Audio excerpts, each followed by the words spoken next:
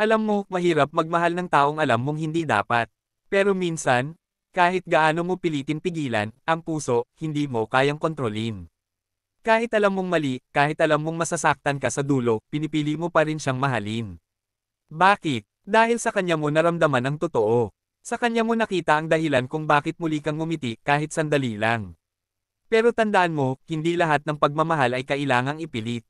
May mga pag-ibig na dumating para turuan ka, hindi para makasama mo habang buhay.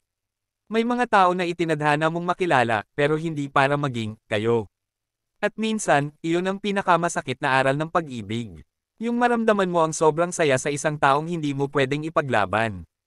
Kaya kung isa ka sa mga nagmamahal kahit bawal, hindi ka mahina, hindi ka masamang tao. Isa ka lang sa mga taong tunay magmahal kahit alam mong sa dulo, ikaw ang masasaktan. Pero sana, habang kaya mo pang ayusin, ayusin mo. Dahil ang totoong pagmamahal, hindi lang sinusukat sa gaano mo siya kamahal, kundi sa paano mo siya minahal ng may respeto kahit masakit. Tandaan mo, hindi lahat ng laban kailangan ipanalo. Yung iba, kailangan mong bitawan para manalo ka sa sarili mo. Dahil minsan, mas matapang ang taong marunong lumayo sa maling pagmamahal, kaysa sa taong nananatili kahit alam niyang mali.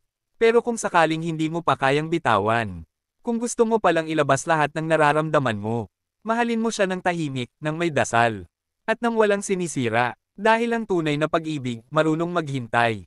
At higit sa lahat, marunong rumspito.